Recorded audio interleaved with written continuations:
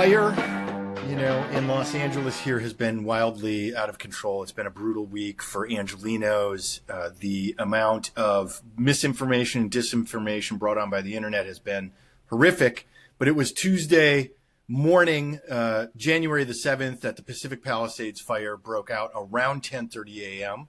I have friends who were watching it happen. They were some of the first evacuees right there in Pacific Palisades. We had 80, 90, 100 mile an hour winds. So for all the idiots who want to claim something, they're wrong. This was not a controllable fire. Go look at the videos on the internet.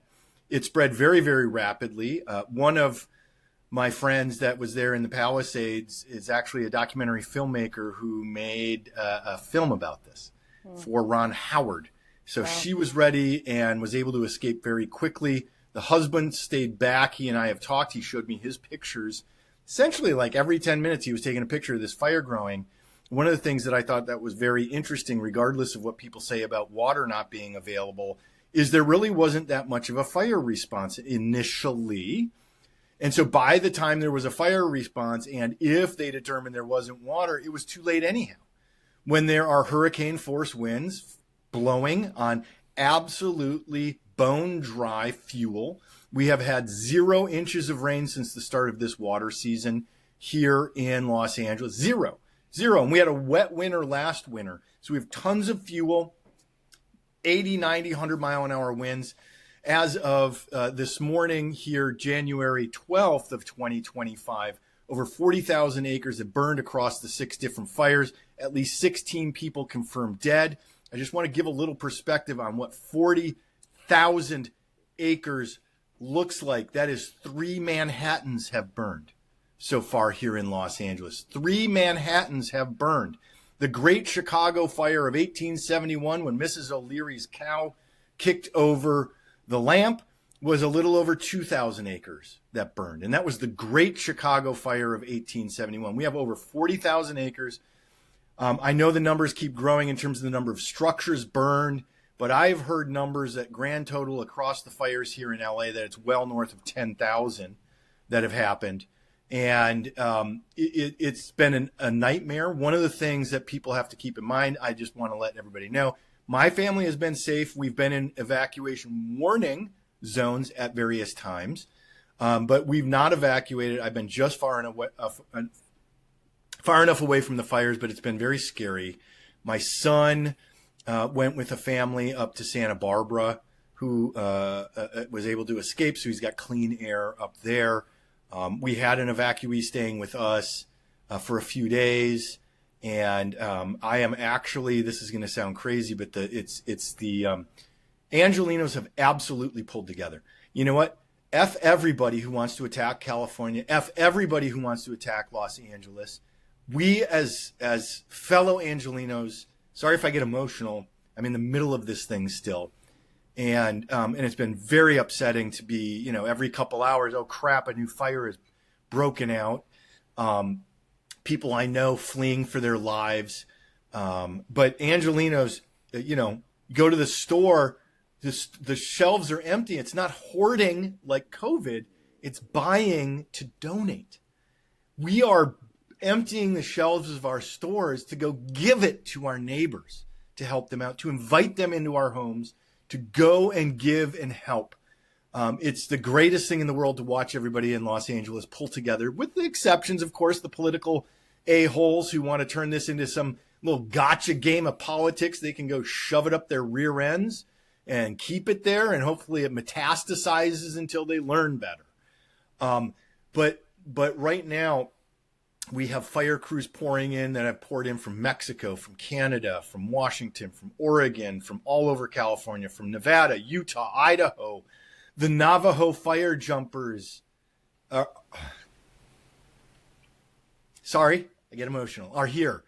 They're the ones who have been, doing the hard work of saving people's lives and saving people's homes. And the wildlife is being decimated around here. People keep asking me, how do I help? I've had people reach out and offer homes in other parts of the country for people to go to, which I think is fantastic. And I'm deeply, deeply thankful to the first responders and everybody stepping up. But really, my number one concern right now, I think we have it pretty well covered on the human side, is the wildlife. So if you're looking, who do you donate to? It's going to be to wildlife rescues. It's going to be to animal shelters. They're overwhelmed. Absolutely every one of them is overwhelmed right now. You guys might not know this, Crissy and Dave, but I have when I moved into this house that I live in right now, I'm in Beverly Hills, right by kind of like Century City and Cheviot Hills. The previous people had put a big water feature in the back that I never used because it's dumb. It's wasteful of electricity and water, so I never ever use it. But with the situation with the wildlife, we turned it on because I want to make sure that there's water available. And I mean, Crissy, you've lived in LA before, and before I start like crying on our show, why don't you tell us a little bit about what you know and what you've seen and people you know here? Sure. Well, not only did I live in LA from the time I was 17, I grew up in San Francisco. So I'm a California native, and I've grown up my entire life with fires. Northern California has certainly had their own share of fires. So, on Tuesday night, all of my colleagues are in Los Angeles, and they're like, dudes, it's 100-mile-an-hour winds. And I'm like, well, 100-mile-an-hour winds are catastrophic, and you can't do anything. And when I heard that, part of my gut sank. It's not if, it's when the next wildfires will happen. This always happens. And come the next day, my sister lived in Altadena for about 7 years. We have very close friends who live there. A lot of our memories are in Altadena, and a lot of time was spent because she brought home her babies to that house. So every Thanksgiving, every Christmas was in Altadena. I would drive from Mid-City over to Altadena every week to go see my sister. My mom lives in South Pasadena, and so the area, Altadena, people might not know because Palisades was bigger, but Altadena was one of the first Black communities of Southern California. It's historically Black community, very much full of pride for being one of the historically Black communities. And it's gone.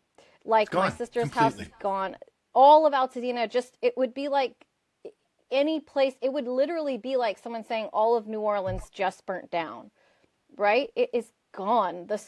The place my sister brought her children home to, all of their friends, all of the kids, all the families, the fucking Montessori school, everything, the Red Hen, the Bunny Museum, all the things in this beautiful small community. And what's wild is that a lot of people don't know that like LA is actually made up, Hollywood is in the center of LA, but it's this huge area. The majority of people don't live in Los Angeles proper or Hollywood. They live in the surrounding areas. And so when something happens in Altadena, it's close and Pasadena and Sierra Madre and all those areas, you are going to know somebody who has lost their house. And as the hours went by, the more and more families that I adore, that I love, that I got to meet through my sister's community in Altadena, the park where we had every birthday for my niece and nephew, it's fucking gone. It's gone. It doesn't exist anymore. And I don't think people can conceptualize that, but it's like the movies have made and shown us Armageddon and apocalypse, but nothing is as real as what you see when you look at Pacific Palisades now and Altadena. That is apocalyptic. I want to chime in on another aspect of that, though, Crissy, that I think is really lost. And I don't want to say it pisses me off, but it really pisses me off. Okay. LA is like everything else in the country from the standpoint of there's the 1% and there's everybody else. Correct. What you think of when you think of LA, if you're like, everybody is there is rich, all these movie stars, guess what? It's the top 1% of movie stars that are rich. It's the top 1% of whatever category. I mean, I'll never forget this in radio. When we were in radio, everybody's like, oh, you must be so rich because you're radio. I'm like, I made more as an IT manager than as a radio host. How many jobs did each of us have? I had 3 jobs when we did a show together. You had multiple jobs. Dave had multiple jobs. Like, fuck anyone who thinks that, the illusion is there, and fair enough to make an assumption that there's a lot of rich people there. But the other part is but there is such an ignorance, and I believe this as a person who is a like a travel expert, and the things that I see and the things that I hear and going to, traveling the world. And I've heard a lot of things about America and a lot of people's ideas of it. And what I say is the same thing that I would say about America to a foreigner is the same thing I would say to somebody that's never been to Los Angeles about Los Angeles. It is, and we talked about this last week, it is so fucking big. It is so filled with millions and millions of people that are working their ass off, and the majority of them are from the low income into the middle, upper middle, and the very small percent is up at the top with everybody else. Millions, and I mean hundreds, like it's hundreds of thousands and millions of people that live in Los Angeles, in this area that you don't know because you never even bothered to look at a map of LA. You just made a lot of assumptions because you don't live there. And, like we have tall poppy syndrome within our own country, right? Yes, we do. We don't like, particularly when you're getting into the East Coast and the South, they're like, oh, those fucking dickheads, whatever. But as I said last week, to make it in LA is so exceptionally hard. It is this monstrous fishbowl. It's almost like, when in Finding Nemo, when they got to go into the big thing, and it's like, oh shit, we're going to go into this is where all what is it called? The big swirl that you have to go into, right? It's like that right. Giant Great Barrier Reef swirl that you're going into. So when you say LA is on fire, we're not talking about Hollywood Boulevard. We're talking about... Although that almost caught on fire with the Runyon fire. It did. That was wild, right? So, people did lose Hollywood Hills. I mean, that literally was about to take out Hollywood Boulevard if these firefighters hadn't been just... on it. But I just think people... heroes. To be able to set up what you need to say about living there still, and me as an Angelino in my heart, always. I'm a California girl, but I moved to LA filled with dreams at the age of 17. Spent so much time. I thought I was going to be a cartoon voiceover person, and I ended up being a fucking nanny and a babysitter and a fucking housekeeper and a fucking whatever. I did all the shit that everyone does in LA. I wasn't a waiter because I don't like people enough. I love people, but I prefer children. I will not deal with people's bullshit. So I got into radio. We don't know what you're talking about, Crissy. Dave and I have no idea. I feel like, as a Greek, I follow Socrates. Know thyself. So anyway, I don't think people understand that, right? They hear Shohei Ohtani got this multi-million-dollar deal for the Dodgers. Fuck the Dodgers. They have all the money. They're Hollywood. It's like, if you only knew that LA was made up of working class people, nobody in their right fucking mind could find you Whittier on a map. And the majority of people in the greater LA area, they live in fucking Whittier. Okay. Yeah. I lived in an area in mid-city, right? So I'm right by the La Brea tar pits, and the Grove where all the tourists go to see. But I was in an apartment building, guys, the largest post-World War II development in Los Angeles that they thought was going to take over the United States. This style, it's 5,000 units of housing in that Park La Brea development, right? It was built right after World War II. Yeah, and it still looks like the 1940s when you go in. Everything is still that aesthetic. But, what mid-city is and near where you live, and if you border Beverly Hills, the thing is mid-city, it borders Beverly Hills, it borders it borders, as you get into South Central, it borders Koreatown, and it borders West Hollywood. So you can go 1 or 2 blocks, you're in Koreatown, you're in Nigeria, you're in Beverly Hills, I actually lived right by the Orthodox neighborhood because, I'm also by La Brea, which is the huge Orthodox community, which I always felt like was a very deep comfort as a single mom because I could walk my dogs and my kid at night and everybody else was out walking with me. That's an important thing, which people don't think about because they're not single parents, but it's great, right? If you're in an Orthodox community, there's always somebody out walking around. But the point is this, but Crissy, the point, they don't. And the point is so everybody who's those wealthy LA stars, they can just rebuild their homes.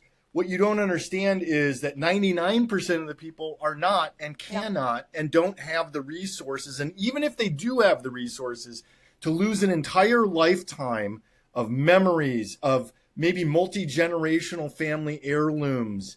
All of that is devastating, and Not to be only that, so callous. they have So nowhere to callous. live. Like, what are we talking about? Like, if you lived in Pacific Palisades or Malibu and you're a celebrity and your house burnt down, you have to go stay at a hotel like everybody else. And what's worse, there are reports that are circulating, and our Attorney General and our new DA maybe will do something about this, but I believe it's on the Attorney General, Rob Bonta, price gouging on rentals. I just heard these motherfuckers are coming out on the spot. I'm raising the price $3,000. They need to be arrested. I want criminal charges. I want these people to suffer. How dare they take advantage during a crisis? I will go fucking Luigi on their ass. I will fucking. Where's Luigi? Is all I gotta say for these motherfuckers. How dare you? We're making sure our first responders are taken care of. Pizza Girl is out bringing pizzas to the first responders. We've got In-N-Out. We've got all these taco shops. We've got everybody, all the Mexicans. By the way, immigrants are helping in every way humanly possible, fighting the fires, feeding our firefighters and first responders, participating, helping in every possible way for all you anti-immigrant morons. Anyway, that doesn't mean I don't want to keep out terrorists. I do, 100%. Point is there a key part of all of this?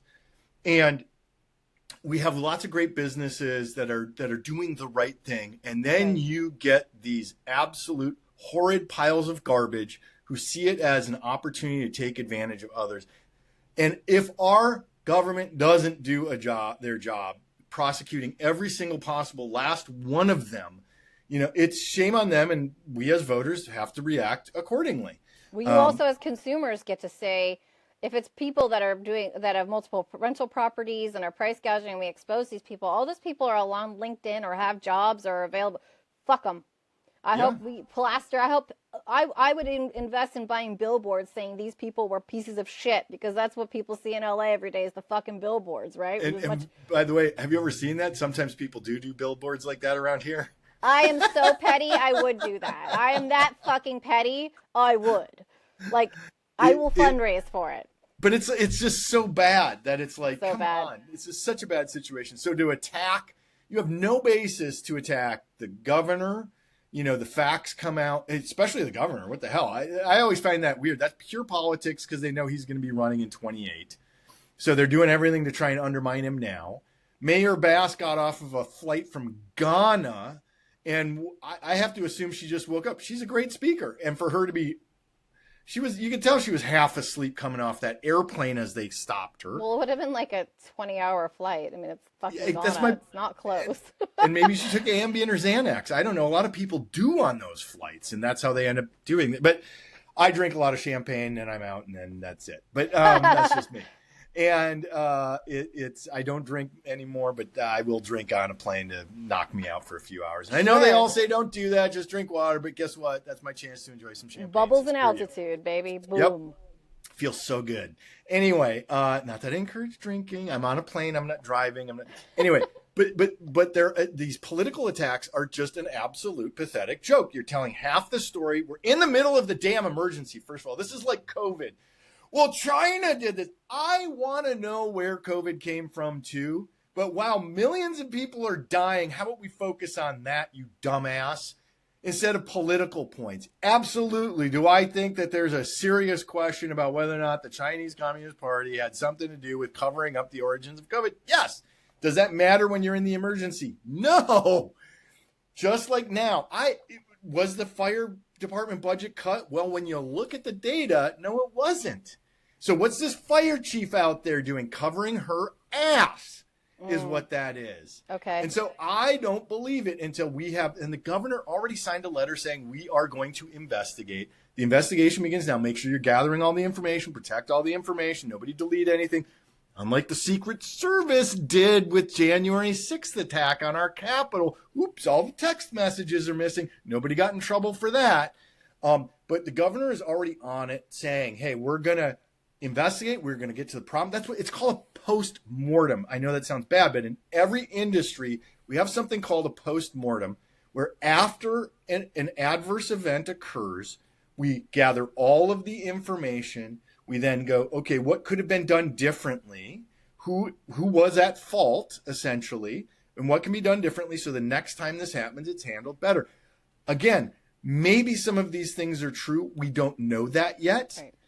But more importantly, as I started with, this was an unprecedented situation, single-digit relative humidity. There was no water in the air.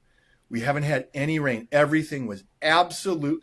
When I step outside, Crissy, Amy, my wife, and I, we talk about this. It's like, stepped outside, I stepped on some leaves. They're going to just explode. Everything around us is going to explode in flames. Yeah. It is so dry here right now. We have so much vegetation.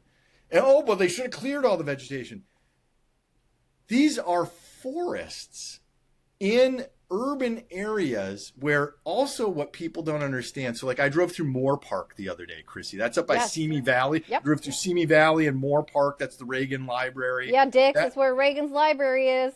So they've done all the brush clearing and all that kind of stuff, but that's because it's residential or semi-residential, semi-urban, semi-rural, right? Like horse ranches, that kind of. They've cleared all the underlying brush.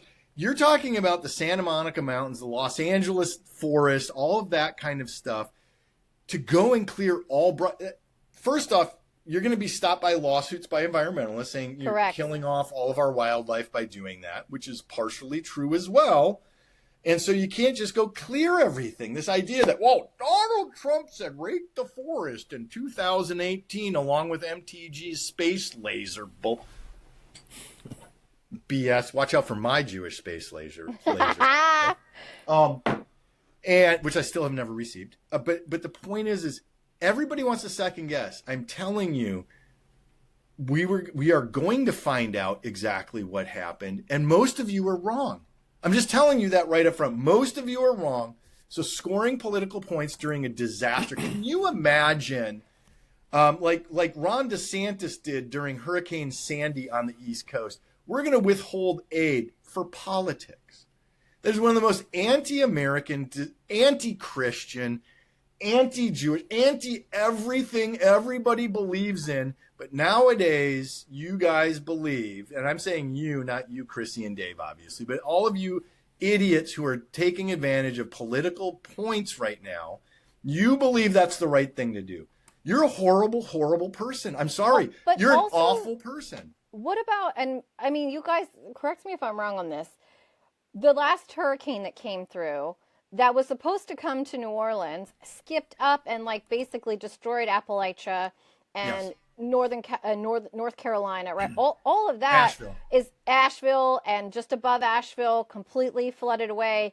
It went way higher than it's ever done, right? So we're talking about weather changing and things like. Everyone assumed that hurricane was going to go to New Orleans, which it kind of did, but it really kind of went up and over it and dumped down. Nobody told the people in Appalachia or in North Carolina that they should have had themselves prepared for a fucking event that they could never have predicted. I can't believe any of that is even a story right now. The fact that we have to discuss any of this is before... a poor turn of phrase, the dust or the ash settles. I mean, we were already, you, Angelinos, were in the middle of it, still are, as we're talking today. But I was seeing posts, in large part because they were seeing what Trump tweeted out or what somebody said on Truth Social or whatever, already trying to lay blame while fires are still raging. I had, of all things, a friend of mine in Massachusetts who's a retired firefighter, who was saying, "Oh, this must be a DEI thing for LA fire." 80-mile-an-hour winds, asshole. Yeah, and they're in the middle of it. These are literally his brothers, in the International Association of Firefighters, in the shit, in the middle of it, still battling it, and people are commenting that it must be a DEI thing. A dear cousin of mine posted day 2 after this started, trying to lay blame. This must be a governmental issue, and this is what happens. Imagine what would happen if the government took over healthcare right now. Like, where is that coming from? Why are you attacking instead of saying, what can we do to help? So when Republican areas are destroyed, it's what? It's not God's retribution. Right. It's not God's messed will. up government. It's not whatever. It's just something. But if it happens to hit an area that's majority Democrat, somehow it's God's retribution. It's mismanagement. It's DEI. It's all of these other things. Take a look at yourself in the mirror. You're actually a really bad person if this is how you act. Also, you're a bad person and you're a fucking moron. I'll say it. Well, that you too. Can't even fly a fucking plane with water in it in 100-mile-an-hour winds. You can't. They literally can't. No one flies planes during the fucking hurricanes, and it's the same thing. So it enrages me to like people like, how did the wind do it? What do you mean how the fucking wind do it? With 100-mile, 60-mile-an-hour winds coming from wind patterns that were coming from one side and the other, right? From the ocean, literally, and the mountains. The wind was swirling across a valley bowl from cliffs to mountains in a bowl at 100 and some odd miles an hour. It's like when you see a tornado, like it's literally that insane, right? And they go like, well, how does it start? It's like, doesn't even matter. Somebody could have flicked their fucking cigarette and that cigarette could have gone anywhere. So literally to say that it's like 100 a mile, no one says to anyone in New Orleans or Louisiana or Florida, oh, well, I mean, why did you, have your shit out there when you knew, like, the hurricanes are coming? It's like, bitch, you don't know. It's the fucking nature. You know what I mean? And speaking of how the fire started, there are, talk about our power companies and power lines here in the state of California, the Camp Fire in Paradise that killed over 100 people. I believe we were live on the air on KGO when that stuff was going down. Yes. And I don't know if you guys correlated this at all, but as I was leading the charge to break up PG&E, do you remember that? Yes. That's what I'm notice saying. of when suddenly the show was no longer on the air? Well, I got burnt first, and I didn't say shit. I thought it was Elon Musk. I was leading that fight. Number one employer in the city of San Francisco is PG&E. Why is that? Anyway, and I've been appointed. I'm on a city committee here. The mayor appointed me in the city of Beverly Hills for electrical resilience. Mayor's ad hoc committee on electrical resilience. I attacked SoCal Edison, just like I do PG&E. Well, there's a report out of the Eaton fire that there were disturbances in the electrical distribution just before the fire started. So we don't know yet. I'm going to be very clear about that, but it could have been the power company again with a line that goes down. And it's possible, whether it's a transformer that blows, a line that goes down that sparked the Altadena fire. We don't know yet. That's why it's called a postmortem. We have fire investigators already looking at this. It takes time to come to conclusions now is premature. And apparently you're premature in a lot of different ways if that's what you're busy doing.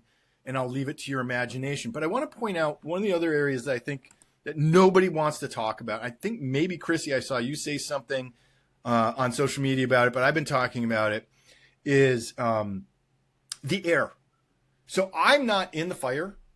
It is, I have to wear this when I'm outside. It's so bad that I can't breathe, and it's really, really unhealthy. Well, how many buildings I want to say there's a good percentage, probably more than 60% of the buildings in the greater Los Angeles area were built pre-1970. So they have fucking asbestos formaldehyde and they have asbestos all over them. Like you can't even, I know like people make fun of people in California being like, I can't do this because I have an allergy.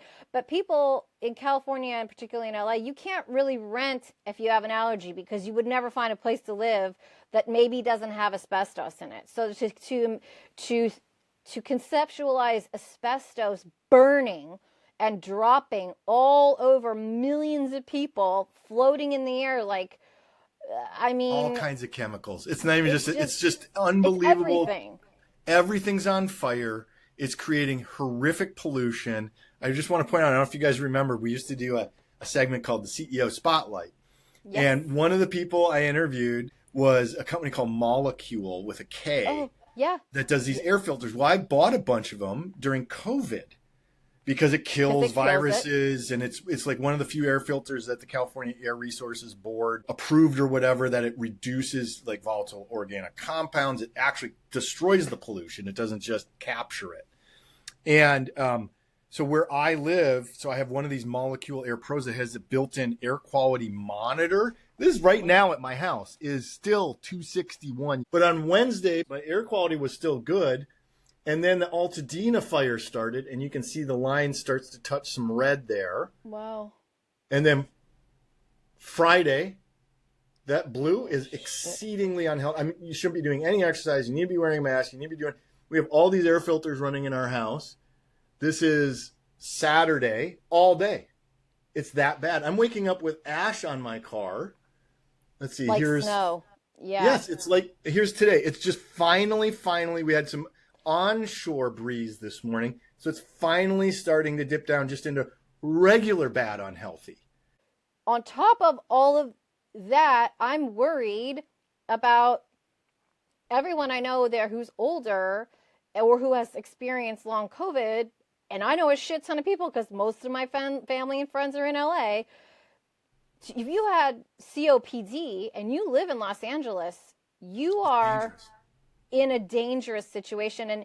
And to not even, I mean, it's just like, I don't even know. I'm trying to think about like what could what happens, Dave, where you are that is catastrophic? A snowstorm or I'm trying to think like East Coast. When the Bruins lose, that happens. Do they have remember we had there was a big hurricane Hurricane Sandy, right?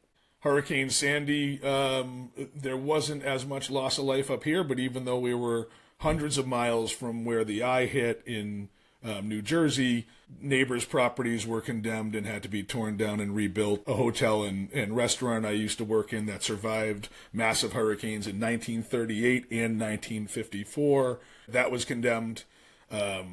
Years ago, actually, in the 54 hurricane was one that my father floated around in an attic during, of all things. So they don't hit up here quite as much. But he went over to his uncle's house. The ocean washed out the ground floor of but it's the Democrats' fault, wasn't that, Dave? Yeah, it must have been. Nobody was pointing fingers back then, right? No, the community came together, and nobody would have been pointing fingers on September 12th, right? Except maybe abroad. But it was, as far as Americans go, everybody come together. And Alex Jones.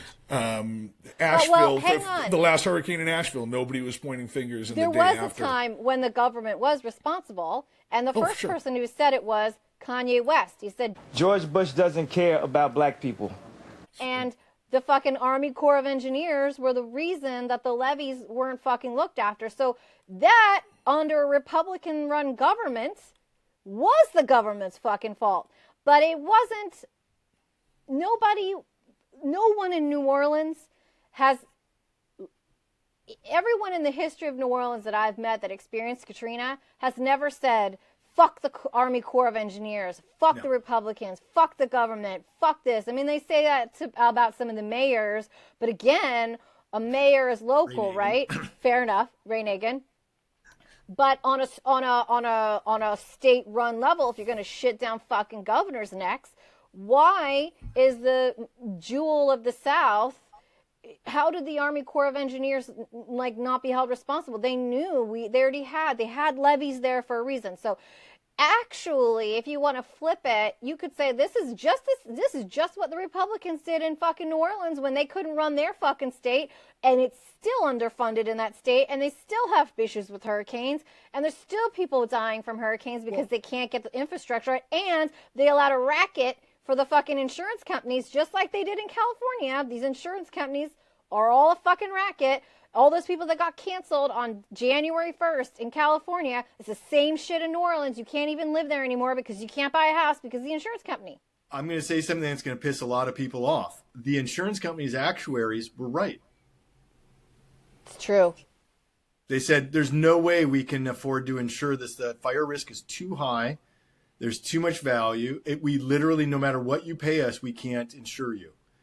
And they were right.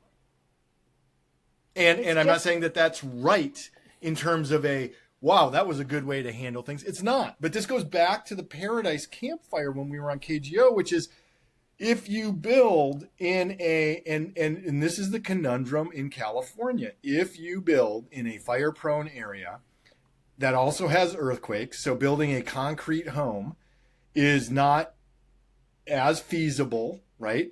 But there are ways of fireproofing that adds 5 to 10% to the cost of the house, and nobody wants to spend the extra 5 to 10% because we already have a housing shortage. Why do we already have a housing shortage? Because of Prop 13. Right. Oh, I'm going to piss off a lot of conservatives because all these rich people get to own 2, 3, 4, 5, 6 homes in the state of California and pay ultra low property taxes.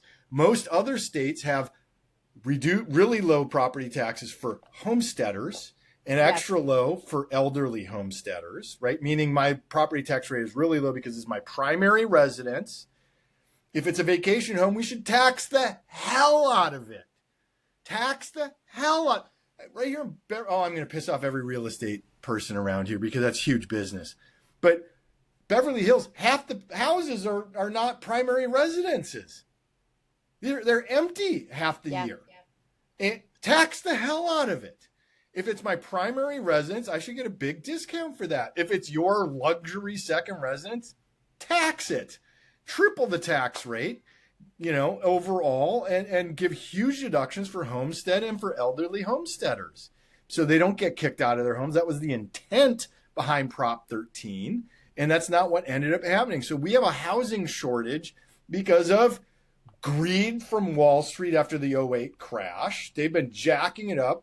We have the software companies jacking up rents because they're all colluding, which there's finally a federal lawsuit about that. And then, so it's not the mom and pop landlords. They're good. I got to tell you, a lot of mom and pop landlords are really good people. That's just an extra source of income for them. That's their retirement. That's their annuity, right? They bought a quad. They bought a duplex. They bought an extra house to rent it out and have a stream of income. Those are not who I'm talking about. I'm talking about the big money who's manipulating and controlling and abusing. And that's why we're short 3 million units of housing. We're not short 3 million units of housing. We got Wall Street and the 0.01% ripping off, maximizing their shareholder value and profits on the back of the working class that was always against the unwritten rules before 2008. Housing was not the number one profit center before 2008. It became one, and our government funded it, and our government has allowed it, and it's we the people that needs to end that. And this is where I go back to left versus right is BS. It's the 0.01% against the rest of us that's trying to manipulate and control and abuse. And California has the money for housing. We don't because of the rich, ultra rich, and the hedge funds and the venture capitalists and everybody else. But here's some simple math, and I'm not very good at math, but Elon Musk is one of the richest men in the world, or if not the richest man. Is the richest man in the world. Okay. Yep. The majority of his wealth came from taking money from California taxpayers for his businesses and getting subsidies from them. From California Tesla. Air Resources Board, he got subsidized by. Yeah. Right. So how many people approximately lost their homes? So can we do the math on that? Like make an assumption of how many homes burnt down at this stage? Well, let's just, I think some of the numbers I've seen is something like 10,000 people are homeless right now. So 10,000 people, he gives each of those people $1 million to rebuild their home. Because some of the homes are going to be worth more, some are going to be less. Well, and let's say that's not even 10,000 homes, that's 10,000 people. So let's say it's 3,500 homes.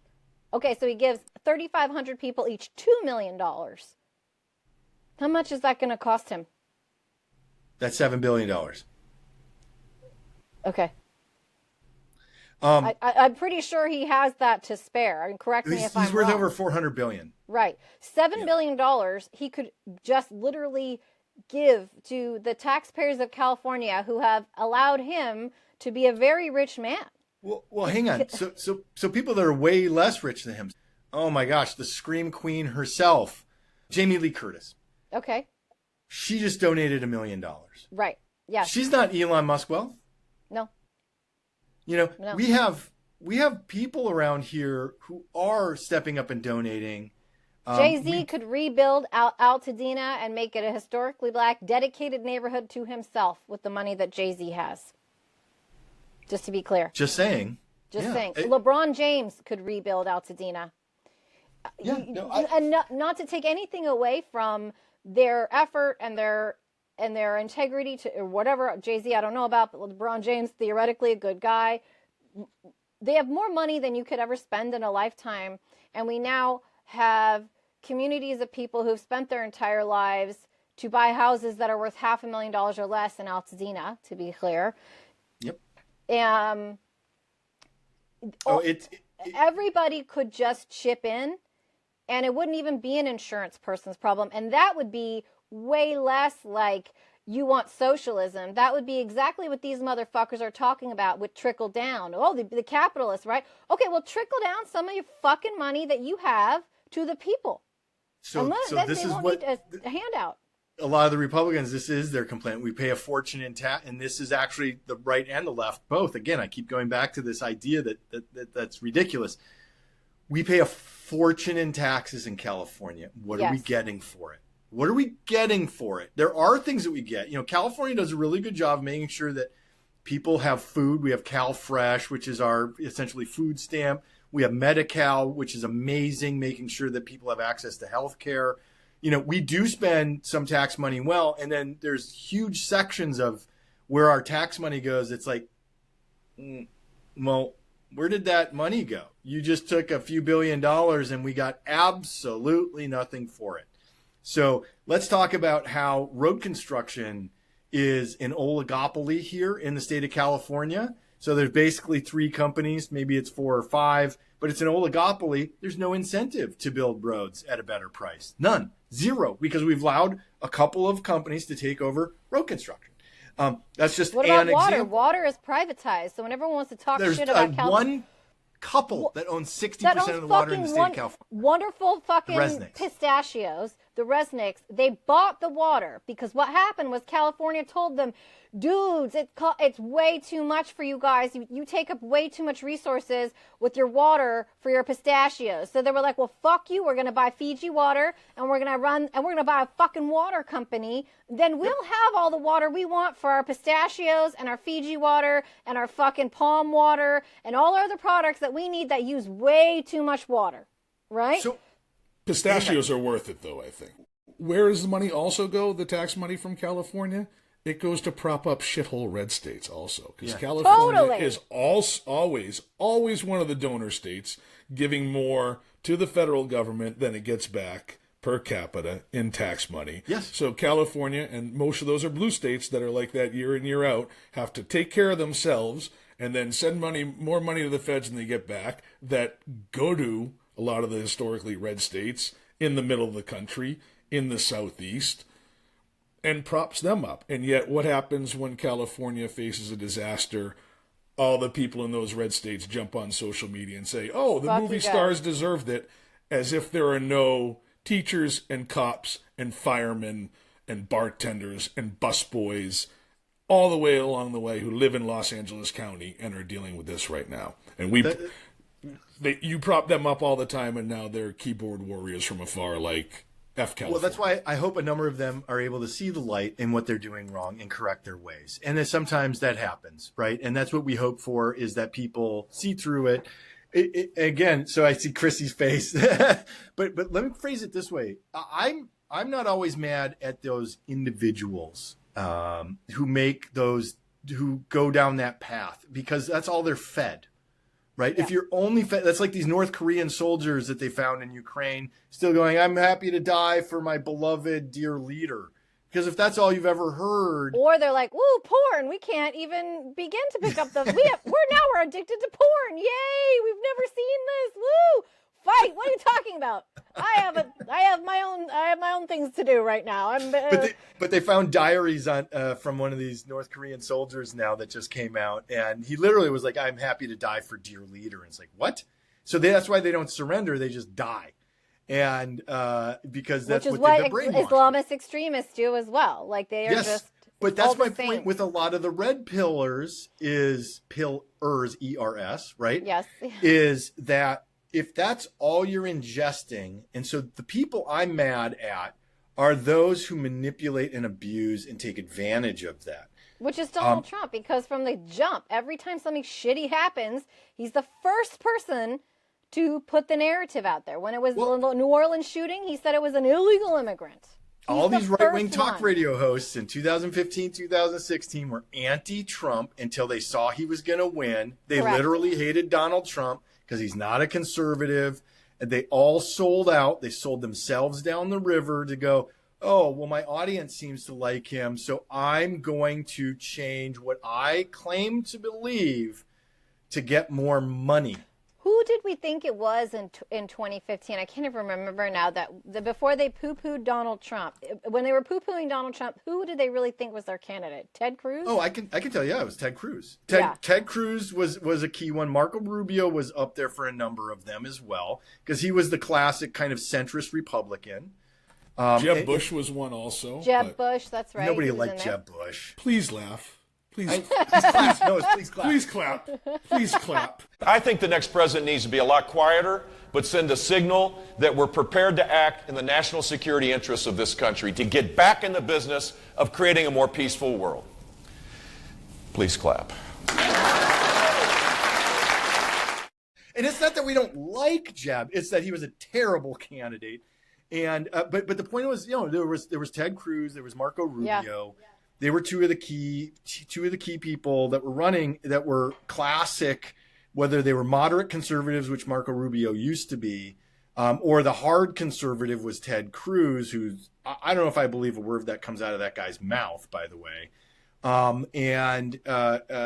just don't know what to believe anymore because they all sold out.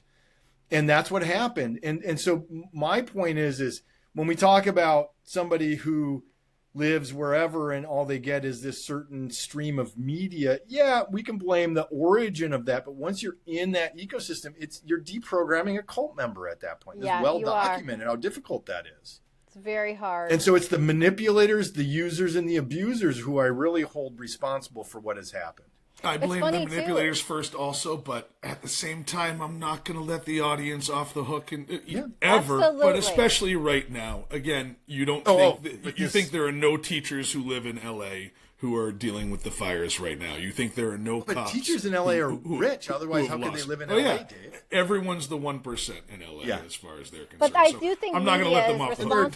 And they're gay, so this is the Lord raining down on. Yeah, but I think it doesn't help if what gets attention is Paris Hilton packing her dogs in her car, and Milo Ventimiglia and Mandy Moore and all this stuff. Like, well, can you show some fucking normal people?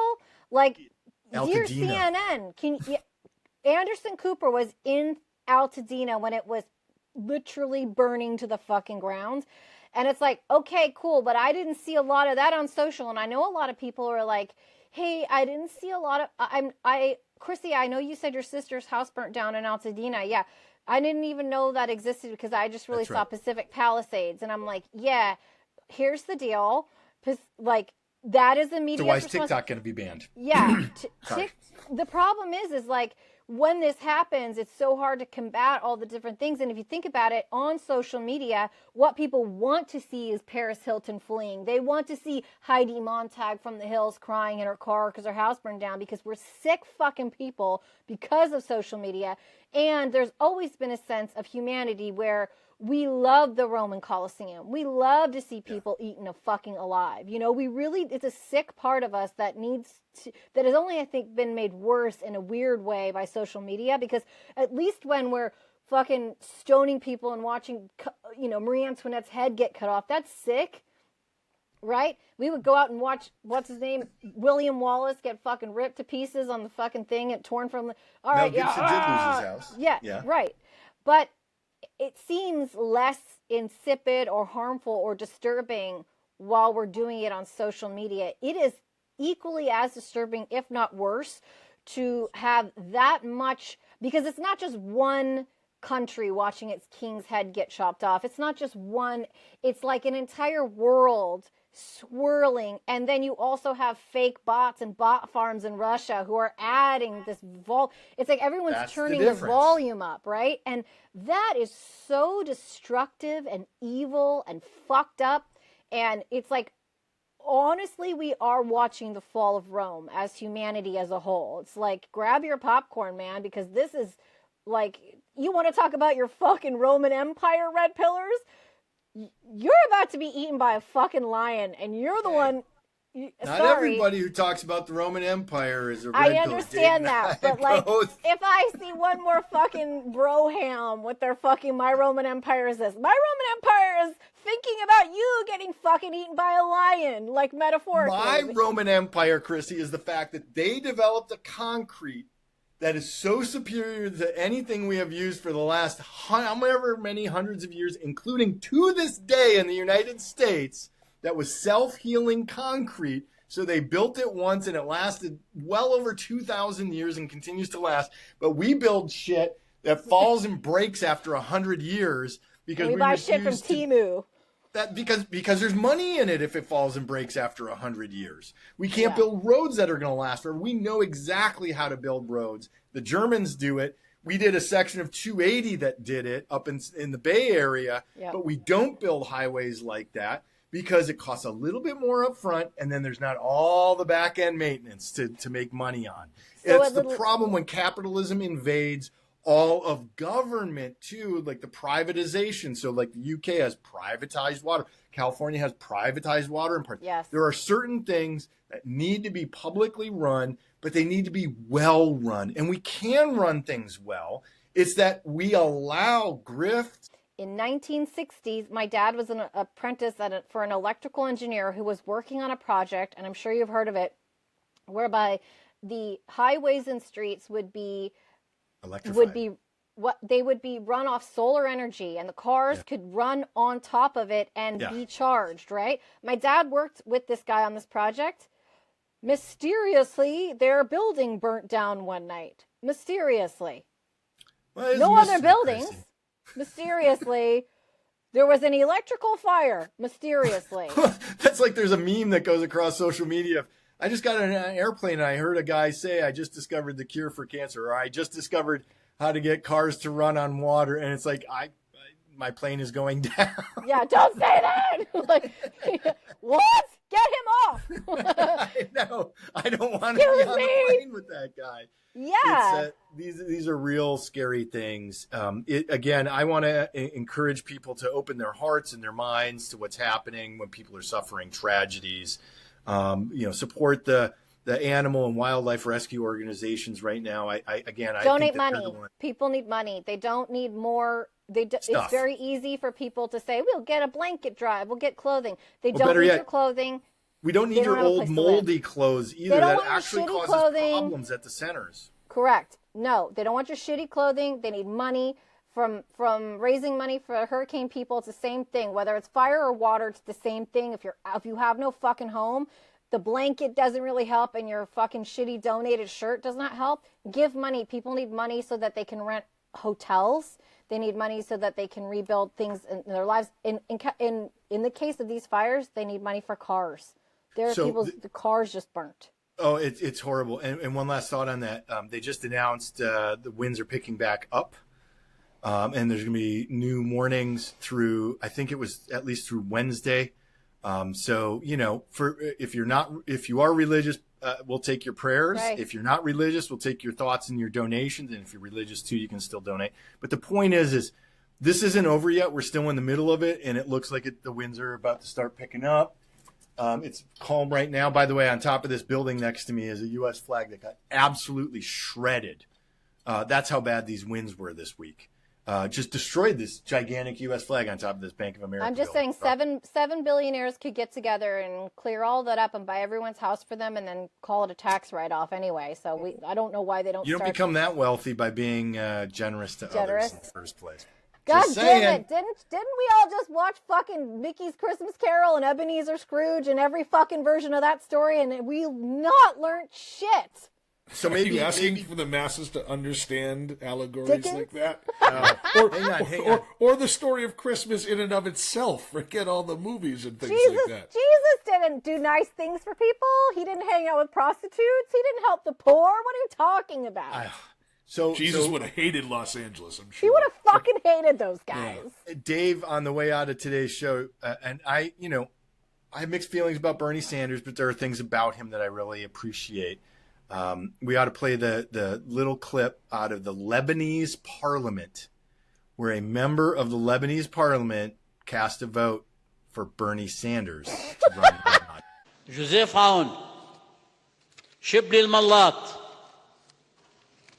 جوزيف عون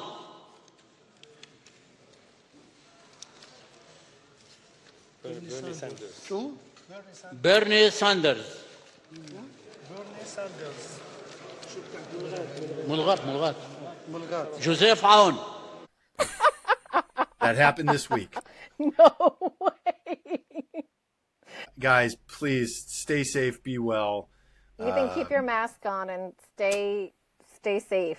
I know, thank you. I You actually have to stay go. safe first, man. We'll be thinking of you the whole time. All right. Really appreciate you guys.